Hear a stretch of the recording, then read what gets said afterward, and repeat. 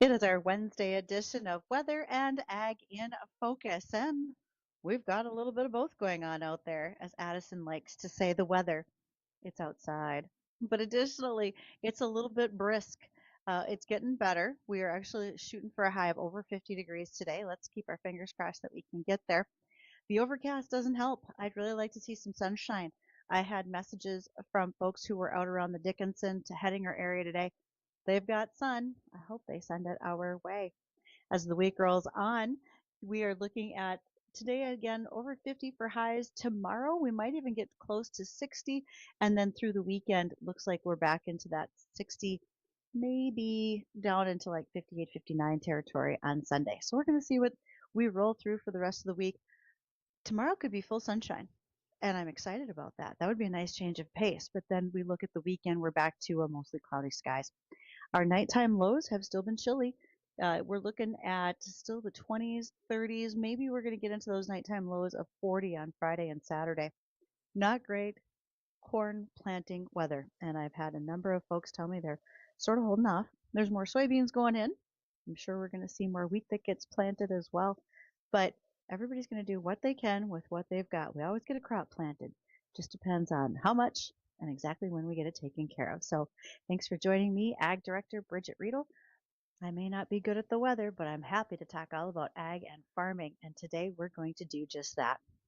It's also Wednesday weather trivia, and I'm going to do it a little bit differently.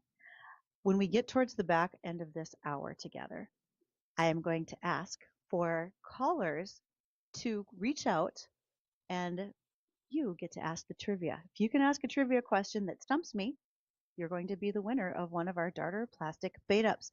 These bait ups are perfect as we go into the summer fishing season, especially because the Minnesota fishing opener is this weekend, I believe, with Mother's Day. And the bait up, it almost looks like, I want to think of it as a big gulp. We all remember those from 7-Eleven, but both ends can open and there's a strainer in the center. So you can put your minnows in there along with lake water, close the ends. But then when you need to oxygenate your minnows, reach in for one. Rather than dunking your hand all the way into the bucket, you can just pull the strainer up, grab the minnow that you need, hook them up, and away you go. So that's how we're going to play Wednesday weather trivia today. Again, that's not now. We'll be doing that towards the back end of the show. And you're going to need to come up with a trivia question to call and stump me. I'd really prefer that it had to do with agriculture. I'm hoping we stick to that theme, folks, but we're going to see where that goes for today's Wednesday trivia. And you're going to be able to call me then on the JLA Insurance phone line. That number is 701-293-9000. Nate Thorsrud of JLA Crop Insurance would love to hear from you. If you've got questions, if you're thinking about changing anything as far as your insurance is concerned, give Nate a call. And you can reach him over at JLA Crop Insurance. And Nate's number is 701-371-0311. The live stream today is brought to us by Lighthouse Commodities. Thanks to those who are diligent watchers. There are some folks that like to bring this up and watch this show instead of their 6 o'clock news, and thank you. That's a pretty big compliment. Again, Lighthouse Commodities brings that live stream to us for Facebook, YouTube, as well as Acres TV. And you can send me emails, ag@flagfamily.com. I'm happy to see them, answer. Sometimes I get a little homework from listeners, and I greatly appreciate when you do send that. Not only am I going to be playing a reverse trivia, so to speak, today, Jay's phrase that pays is going on all this week. And when you get to the Jay Thomas show after this one, that's going to start at 2 o'clock, you can win cold hard cash just by knowing the phrase that pays. It's brought to us by Laney's. Catch a free outdoor AC unit when you purchase a new Coleman high efficiency furnace. And for those of you who are still running your furnaces, maybe you want to test drive that AC side of things. Give it a whirl. And if it doesn't work out well, talk to the folks over at Laney's. ATI Diesel in Fargo is also sponsoring Jay's phrase that pays. If your light duty diesel pickup needs help, take it over there to ATI Diesel. They are the truck experts. And as someone who has debated whether or not her next pickup should be one of those lighter duty diesels, I'm going to need to keep these guys in mind. And I'd also be curious what anybody else has to say about those lighter duty diesels, what you think of them. Send me your recommendations. Again, ag@flagfamily.com. JD's Barbecue. They are smoked to perfection. Delicious barbecue every time. That's next to Tailgaters downtown. And this week's cash sponsor for Jay's Phrase That Pays, Brady Service Center over in Moorhead. They have a new Google appointment button on their website that makes it way easier to schedule a repair appointment for your vehicle. You can access that scheduler 24 hours a day because Brady's Service is your one-stop shop for vehicle repair as you might need it. All right, that takes care of all of the housekeeping type stuff to get started for today. Let's talk about some of the headlines that are going on. First of all, there is a new fruit and vegetable wash being developed that's actually plant-based. Well, let's explain what that's going to look like. And this is for those of you who love to wash your fruits and vegetables. Personally speaking, grapes, berries, etc. Yep, I'll probably give them a rinse with some water. Doesn't really bother me. Apples, maybe if I remember. And half the crowd just went, oh, that's terrible. Who might have touched that before? Let's just say I have a great immune system. And oranges, never even think about it. Bananas, well, I'm not eating that peel. So all of those things can matter differently to everyone. But out in University of British Columbia, those researchers are looking at a natural biodegradable wash that removed up to 96% of residues on fruit. And then it slowed browning and moisture loss. Now that's the handy part. I'm way less worried about any residues on my fruits and vegetables, but if we can slow down the browning and the moisture loss so I can keep the shelf life longer on those perishable items, yeehaw, that sounds like a great idea. So what this looks like is that pesticide levels on fruits and vegetables are very, very regulated. Sometimes there are trace residues, not very common. And if you eat a lot of fruits and vegetables and you typically wash your fruits and vegetables, you can be using this new biodegradable wash. It uses tiny particles that are made from starch. That's the same carbohydrate found in corn and potatoes. And then it's capped in iron and tannic acid. Hey, tannic acid, that sounds familiar. That's a plant compound that gives tea and wine their dry taste. So when iron and tannic acid are joined together, they give a sticky, sponge-like cluster that can grab onto residues on a fruit's surface and wash away with them. Now, in addition to that, after you've washed your fruit or vegetable, you can dip them back into the solution of this plant-based wash, and that forms a light, also edible, biodegradable layer. So maybe fresh cut apples treated with that coating would brown more slowly, and there'd be less water loss over the next couple days in the fridge. Right now, if I want to make sure my apples don't brown up, I'm going to have to dunk them in lemon juice. This might be an alternative to that, especially if you're going to have them for longer term storage, like you're getting little baggies of apples and things ready for field lunches, for school picnics, for snacks, and so forth at your house. So this might be the best comparison as a second breathable skin on the things that you wash and dip in there, and also keeps that food quality so much higher. So that's just one little item to know about today. Maybe a new plant wash, and it's based off of the starch for potatoes and corn. Very handy. Things that we're already consuming. We're going to talk lots more about potatoes today. Our guest is going to be Gary Shields. He's with Northland Potatoes out of East Grand Forks, Minnesota. Lots of great questions for Gary. There's a number of things going on in potatoes. First and foremost, are they getting planted? Because I've heard from the growers up in Manitoba, they've been holding off. It's a little cold. So let's see what our North Dakota producers here in the Red River Valley are doing when it comes to potatoes, how our market looks, and so much more when we're joined by Gary Shields, Northland Potatoes, East Grand Forks, Minnesota. We'll do that after the livestock report from the American Ag Network.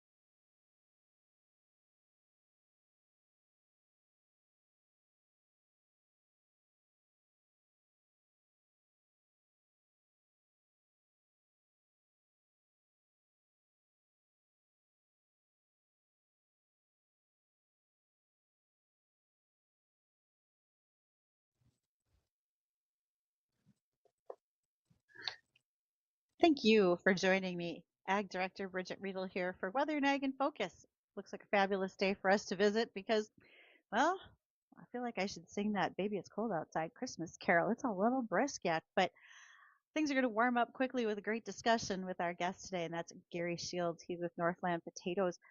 All right, so Gary, what are you hearing from your growers in the association about their planting progress with potatoes right now? Well, good afternoon.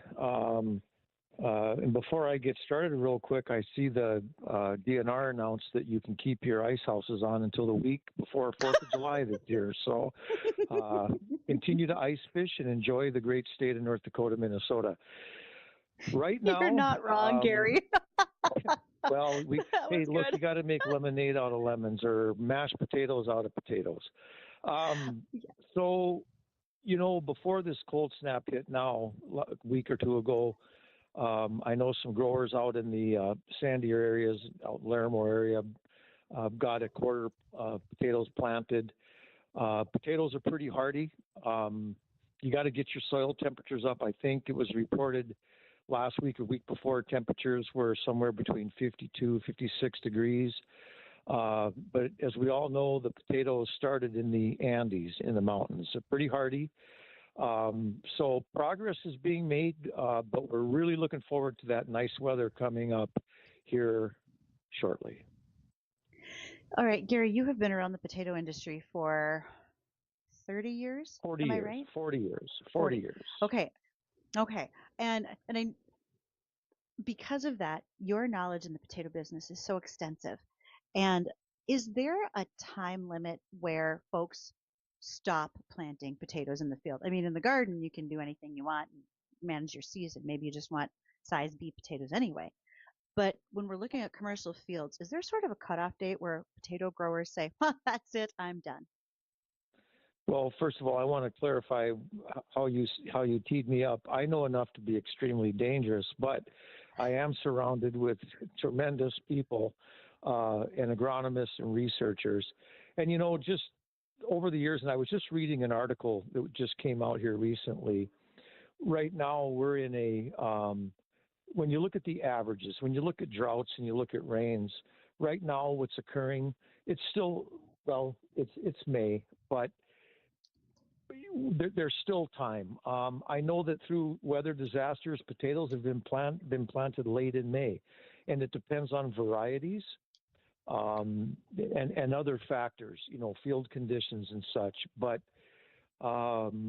we have the month of May, but obviously we'd like to get everything done very soon here because you need that growth period just to ensure good tuber size. So. You said varieties, and that sparked me to have to quickly go dig in a file I have over here at my desk because I didn't want to forget. I don't think we've had a chance to visit about this very much. There is a new potato variety that's been released in North Dakota, the Scarlegen. Did I say that right, Gary? You did, and Okay. we have a magazine that I publish, the Northland Potato Grower magazine. And we have a website where we archive all our digital magazines. And I bring that up because the issue before this one that we're launching that could currently be on the front side of that digital side talks about that variety. And, there's still being a lot of work done in the fields and, it's made it through the trials and such. But coming prior to that, we had the Dakota Russet that Susie Thompson developed down at NDSU. And we're so blessed to have a potato breeder like Susie Thompson and her team getting these varieties out. We have a program at Northland Potato Growers called Fast Track, where we're partnered with Potatoes USA. I know you wanted to talk about Potatoes USA real quick in this conversation, but I serve on the committee of the Fry Trials for chip and process, and then we've partnered with Lone Star Varieties, Page Parish, for our fresh varieties. So we partner with NDSU, University of Minnesota, and it takes years, decades to get a variety to market. Gary, I get the Potato Growers magazine. That's why I knew about that variety. In fact, on the live stream, I'm holding up the article so if folks are curious as to more information about that particular potato, here's their chance. What's perfect for us here with this Dakota Scarlegen: medium, early maturing table stock spud, deep scarlet skin, low specific gravity. Okay, I got a couple of questions in there for us. First of all, table stock. If you're raising potatoes, you completely understand the difference between table stock, chippers, etc. Would you mind giving a little definition to our audience for that so non-potato growers are familiar with it? I can make it real quick and simple. In the Red River Valley and in our sandier soils where we have our irrigation, the Northland Potato Growers Association in North Dakota, Minnesota have the chip for potato chips. So you have your fresh, which is table stock, for going in the grocery store and seeing a red or a yellow potato that you can grab and put in the bag on a scale. We have our seed industry because you have to have seed to grow commercial potatoes. And then, of course, our process, which is your French fries, hash browns, tater tots, and all the wonderful things that a potato can put out. This So is a table stock is a fresh potato. this is why I like visiting with you, because our audience members, some are really familiar with agriculture, but we don't always speak the same terms depending on if you're a wheat grower or if you're raising corn. So I really like that you can help me define so many of these things, Gary. And then the low specific gravity. Why does that matter in a potato variety? Well, for example, if you have that would boil down to, the amount of solids in a potato. So, for example, if you're in the process industry and you harvest a potato, what are you doing? You're taking it to a Simplot or a Cavendish or, coming up a Gristo, depending on if it goes to a McDonald's or it goes to a grocery store. Those are the two different outlets you have for frozen potatoes. So if you have a better specific gravity, you're pushing oil into the potato and you're pushing the water out. So if you have a higher specific gravity, you don't have to use as much oil to process those potatoes. And oil is one of the highest costs of doing business in the process industry. So imagine you're at home, you take a potato, you cut it up and you put it in oil. What are you doing? You're introducing that oil into the potato and you're pushing the water out. That's why when you put it in, you get that flash because that water is hitting that hot oil and you're transferring that. So a higher specific gravity is less oil in that example. So I heard you mention in here in our discussion so far the fry trials. Now, I'm not sure if you're looking for volunteers, but if that means that Addison and I can stop by and do nothing but sample potato chips or potato French fries, etc., let us know where to sign up, Gary. We're up for a field trip. We're good at it. Well, two things on that. Potatoes USA conducts the national potato fry trials through the Potatoes USA researchers. And essentially, USDA has a ARS lab in East Grand Forks right in my parking lot where you can come up and you go in and you can smell French fries or chips cooking. What they're doing is they're seeing how the sugars cook out in terms of the colors. When you open up a beautiful bag of, Barrel of Fun or Old Dutch or Lay's potato chips, everybody wants them to be white. They want them to be pure. And by the way, if you ever see a green ring around a potato chip, if we go back to our high school days, that's photosynthesis. That potato was out of the hill, the sun hit it and put a little green ring on it, perfectly safe. But of course, the produce industry is sold on appearance, not flavor. And so quality control is important. I know I veered off there, but I just wanted to put a plug in that when you eat a bag of potato chips, it's safe. It's just coloration. I really appreciate that you did that. And you made mention of Potato USA doing the fry trials. Well, when we return from the news, we've got some other things with Potato USA to talk about with some innovation that they're doing. And then also, I'm going to refer back to your magazine that you published with Northland potato growers talking about Belgium's potato pass because I thought these were great facts and figures for us to have here as well.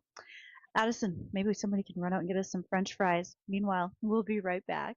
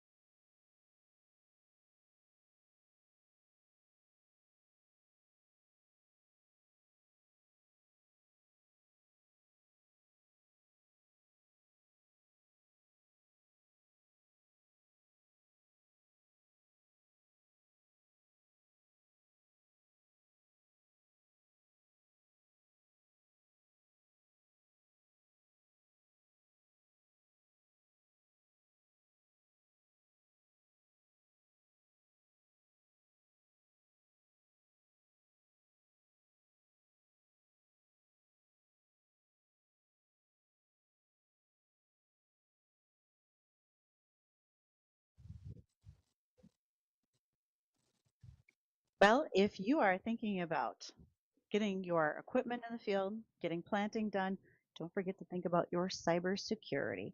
There's been a lot happening as far as crop insurance going on. You've been working with your bank. You've been sending a lot of sensitive information. And you're going to want to make sure it's well protected. TechSupport.farm can do that for you. Take the time to go to their website, TechSupport.farm, do the fence check assessment, and see where you stand in your security. And could it be beefed up? Then it's time to have that conversation with folks like Chris Sherman to help you out. TechSupport.farm. We are joined today by a fantastic guest. That is Gary Shields. He's with Northland Potato Growers. And Gary, on the break, Addison and I were chatting about French fries because I happen to know that a lot of McDonald's French fries come from this region.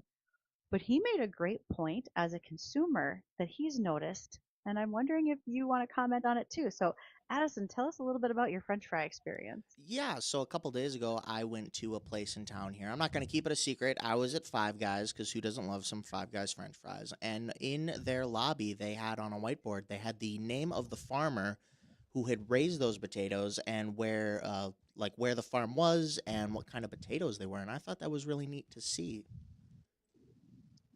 Yeah, you have another place down there in Fargo that just is it Rockies? Yes, Yes. yeah, they just opened up a couple Yeah, months ago now. Yeah. yeah. I had a funny story about that. I had a potato grower, the third generation that I started back in '89, called me and said, "You got to get those XX state potatoes out of there and get North Dakota potatoes in there." And she said, "I refuse to go." Well, Rockies does a great job. I personally haven't eaten there, but I know folks that have, and they do a great job. And logistically, these companies they bring in their product, um, and that'll be a good transition for us into Potatoes USA, because Potatoes USA represents. Uh, Potatoes are grown in many states in the United States. Of course, China is the largest producer of French fries, but potatoes. But in the United States that we want to talk about, potatoes are grown from Maine to Washington. And when you combine North Dakota, Minnesota, we're the third largest potato producing region in the United States, and we're very proud of that. Um, you're going to see potatoes from other states in some of our restaurants and wonder, why aren't we doing our job? Well, the fact of the matter is it's logistics, it's shipping, and we support potato growers across the United States. But of course, we're darn proud of our red and yellow and russet processed potatoes.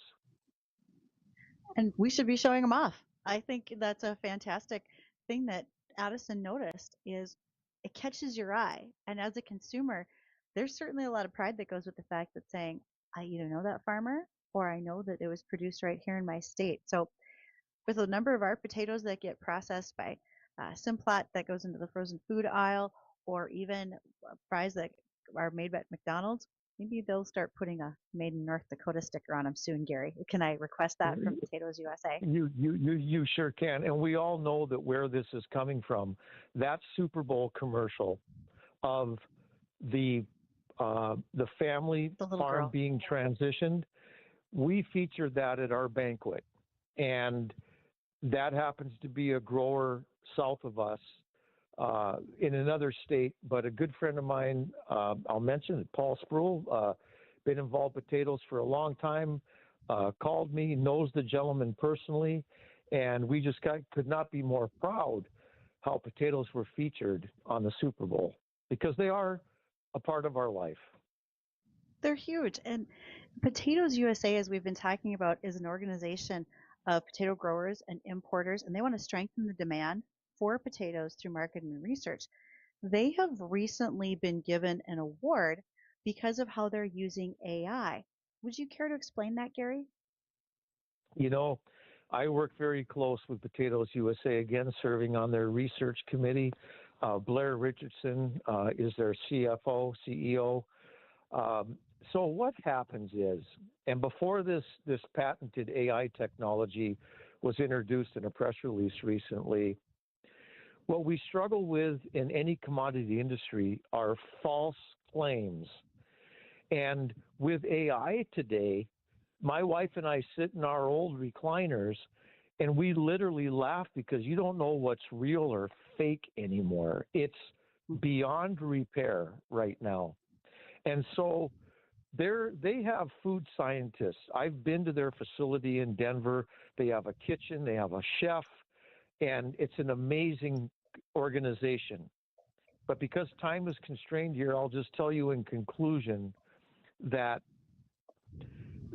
what happens is these food magazines out of New York or California, whatever, they'll make claims, and then our scientists or our nutritionalists, I should say, will call them and challenge them and get them to rewrite, an accurate story, because there's so many misconceptions. So Potatoes USA is doing a fantastic job to help the consumer understand through all these AI and all the just blatant Lies. misconceptions that this is the truth is the truth, and we're making sure that the consumers are getting accurate information. I really love that accurate information is so important. And those of us who know when it's accurate can certainly try to go after the story and try to chase it down and fix the misinformation. But this use of I think, is an outstanding way for us to make sure that we're not letting folks get away with sharing misinformation and misguiding others. Potatoes in our diet and our nutritional plan are so important. I understand the focus on proteins, but Gary, potatoes bring so much to the market, or so much to the diet and literally to the table for people who are choosing to consume them. And couldn't be more proud that many of them come from right here in this region. You can't just live on protein, you need carbohydrates. And in our last call, and I'll end on this for you, what we lack in our society is movement, inertia, Yes. exercise, demand for our food. My wife eats for flavor, I eat for nutrition. I love carrots, I love potatoes, but being a past fitness club owner, I know hands down that if you just exercise and create a demand for protein and carbohydrates, you will be the healthiest and you'll live longer than most. That is the key. Gary, you are such a delight to talk to. We have filled our time today, but I want to say thank you. And then I want to make sure you have the opportunity to share with listeners how they can learn more about Northland Potato Growers, the organization you represent, and what's been going on in the Red River Valley. How can they do that? They can go to northlandpotatogrowers.com. They can Google Northland Potato Growers and find all our platforms. But we put out a magazine that I think it's very vertical about potatoes, but I think it's very helpful. And they can reach out to us through our website. We love to go into the schools. We love to educate. So if anyone wants that or needs potato chips, give us a call. Ooh, that's a great call out for people. Gary, thank you. And to those listening, don't forget, we're going to flip Wednesday trivia around. That means that today, in our next segment, I'm going to wait for you to call me and ask me the trivia question to see if I can answer it. And you get the chance to win a Darter Plastics Bait Up. So we'll do that right after this.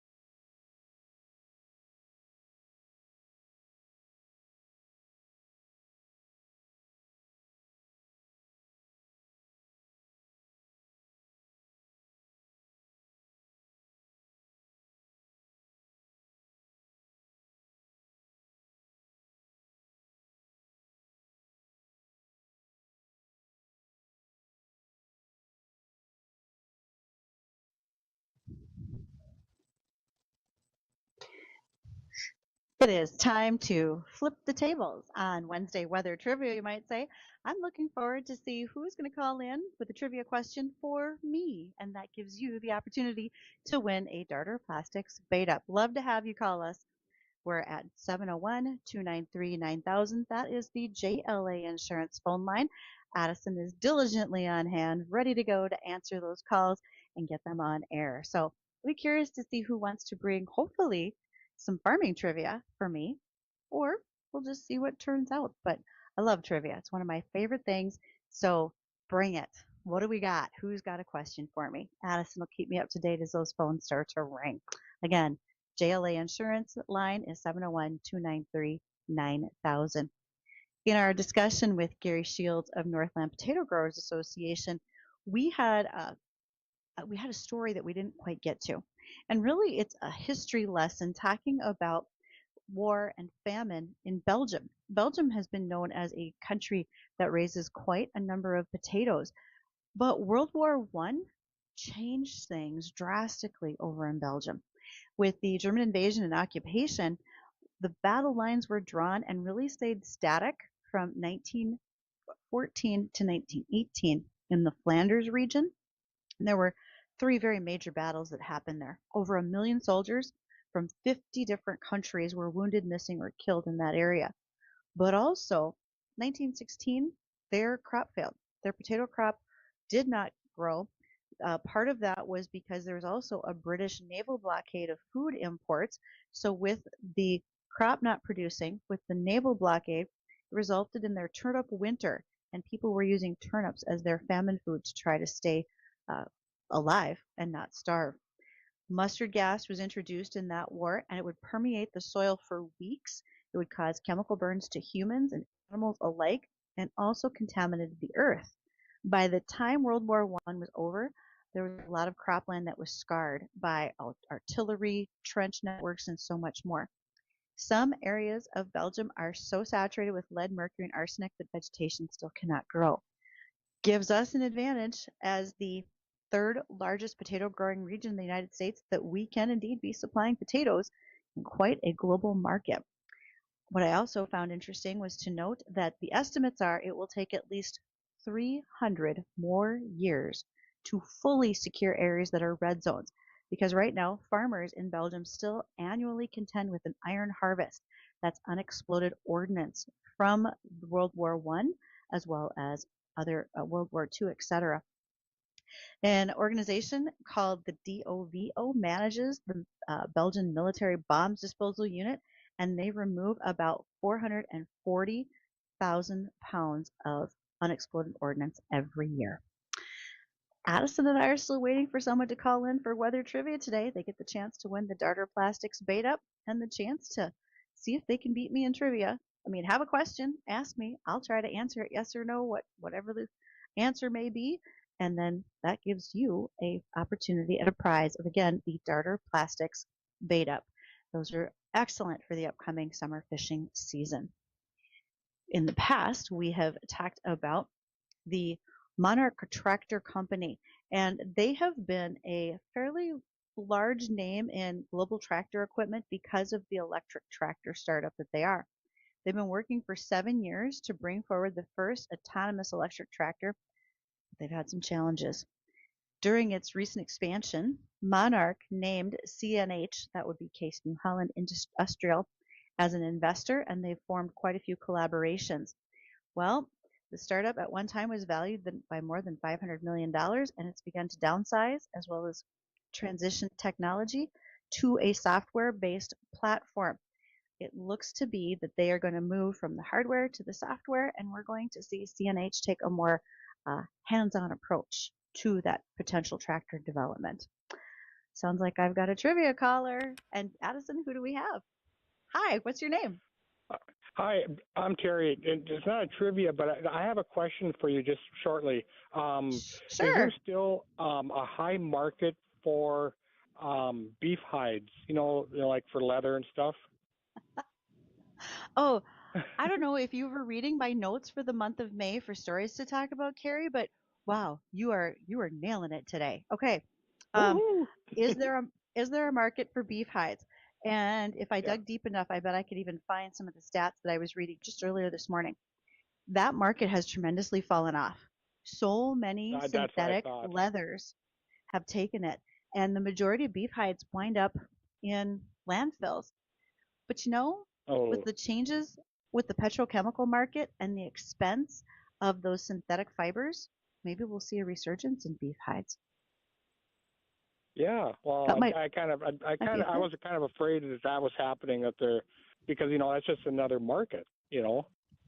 Yes. Um, And I think you're right. I think that right now folks have kind of been ignoring them because we could get something synthetic so cheaply. But, yeah. you know, I've always thought, wouldn't you, if you're a producer, if you raise your own cattle, wouldn't you want like the pickup seats in your pickup to be your own hides, especially if you had a really nice Oh, roan or something? that'd be nice. So, Carrie, it might not have been trivia, but I think that was a great question. Hold on, Addison's got a prize for you. He's going to take care of that in the background for me, if that's all right with you. Oh, thank you. Absolutely. Well, let's face it, Carrie was brave. He was able to call us on the JLA insurance phone line. He had a question for me. Was it trivia? Not necessarily, but it still worked out great. And thanks to Carrie calling in for Wednesday weather trivia brought to us by Darter Plastics. As the week rolls on, there'll be many things for us to talk about. Um, Tomorrow, some of the things I want to hit on, it's beef month, and there's a lot of promotions going on in the state that we want to highlight. But then also, there's a story out of Ohio about 64 Holstein calves being rustled, stolen earlier this week, and it was a very coordinated effort. They're expensive calves. These are high dollar animals as far as registration and paperwork for them. We're going to talk about that more tomorrow as well. And we can tidy up some of those other stories that are out there. When I was visiting with Gary Shields with Northland Potatoes, we talked a little bit about AI and how they're using it to combat misinformation on the internet with Potatoes USA. Farmers are finding AI incredibly helpful, not just ChatGPT, but Claude and others. In fact, there is a gal who runs an operation to the south of us. She uses irrigation, and she had a breakdown on an irrigator. She thought, oh, I need to order this part number. And she said, ChatGPT is the most used app on her phone. She typed in the part number, and ChatGPT came back to tell her exactly where she ordered it from, what day. She could tell when the replacement happened, and it really gave her a great search history. There's so much more. If you're looking for agronomic data, you can create spreadsheets that compare what you did for your crop inputs versus what the weather was like and what resulted in yield. You could look over a 10 or 15-year span and decide if that's a project you want to go back to and use that same setup for a coming growing season. We'll talk about those types of things and more tomorrow on Weather and Ag in Focus. Next up, Jay Thomas Show with Jay's Phrase That Pays.